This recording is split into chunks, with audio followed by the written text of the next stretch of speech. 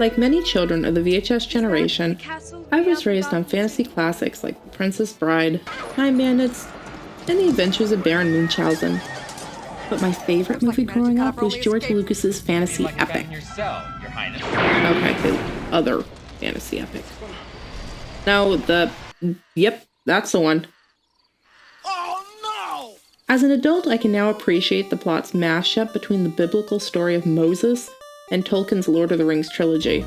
A hobbit-like Nelwyn discovers a baby of monarch overthrowing prophecy floating downriver and embarks on a quest to drop her into the fires of Mount Doom, or something like that.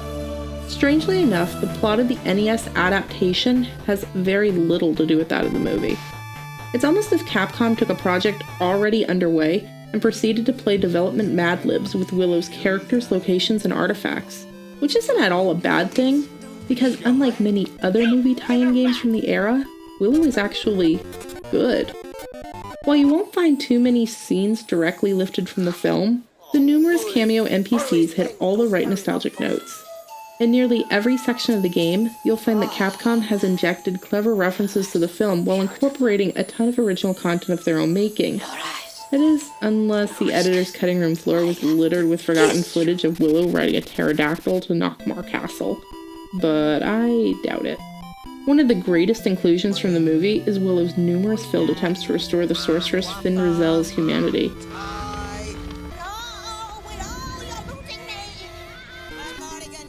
While the game regrettably lacks the humor of the film, this particular sequence never fails to make me laugh.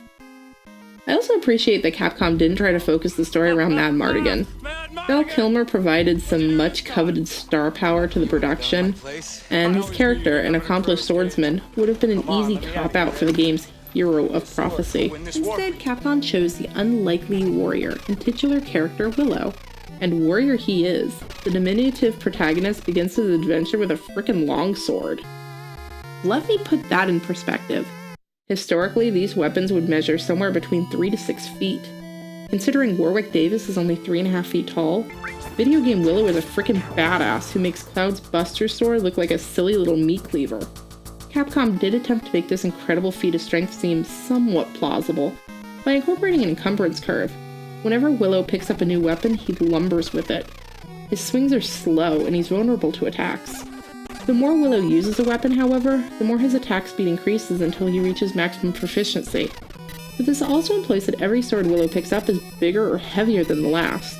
For someone who's built like a hobbit, he certainly has the battle prowess of a dwarven berserker. But the game doesn't limit our hero to physical attacks. He's a pretty handy spell slinger as well. Have you ever noticed in the original movie that although Willow is prophesied to become a powerful sorcerer, the extent of his talent appears to be elaborate cons and Las Vegas-style magician's tricks? At least when his wand isn't conveniently malfunctioning. Apparently Lucas had envisioned Willow as a 3-part epic, but lukewarm box office reception cut the saga short. NES Willow, however, is a total wizarding virtuoso, and learns some incredibly powerful and useful magics throughout his adventures, but sadly doesn't perform the disappearing pig act. The game itself is a pretty standard action RPG. Willow travels from town to town, exploring immense dungeons and collecting useless quest items and more useful equipment upgrades.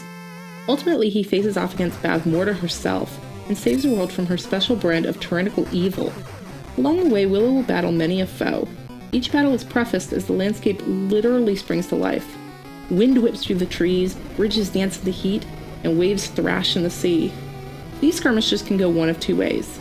You can charge in, exchange frenzied blows with your enemy and nearly get yourself killed, or you can step back and figure out the best approach for the encounter. Some enemies, like skeletons, have vulnerable openings in their attack animations, so you either stand at the edge of the screen all day button mashing, or time your swings connect as they lower their shields. Some enemies behave more like mini-bosses, with the secret to their defeat hinging on your ability to follow specific attack patterns, while other monsters are immune to physical attacks altogether and require a magical offense or an enchanted weapon, and sometimes beating a hasty retreat is the better part of valor. In truth, there's little incentive to kill every monster you run into. Although Willow collects experience points towards leveling, if he should die, his progress resets back to the last full level achieved. There's no healing items, and only a single endgame healing spell. Restoring your HP normally requires you to either visit a safe house or locate a special single-use chest within a dungeon. Occasionally, monsters drop health orbs, but these are pretty rare and completely unreliable. I found my most successful tactic for leveling was to proceed through the dungeons with caution, killing only when necessary, which reserved my resources for boss encounters. When I needed to level, I found a save screen for grinding. This method is a bit tedious, but the grind improved immensely once I picked up Thunder, a spell that kills all the enemies on the screen instantly. Level ups only reward you with a boost to your health and magic points, so in theory you can advance pretty far in the game on skill alone. I stress in theory, because even though you know what to do, the combat provides a fair challenge. Anyway, your offensive and defensive stats are based entirely on your equipment. As expected, new swords raise your strength and new shields your armor. So, is Willow the game for you? I can't answer that. But I do know that in my opinion, it's among the best of the NES library. The story may be forgettable, but the game's fun to play, especially when you take the effort to get good at it. It's the perfect choice for both fans of the original film and seasoned gamers just looking for a solid adventure to tax their classic gaming skills.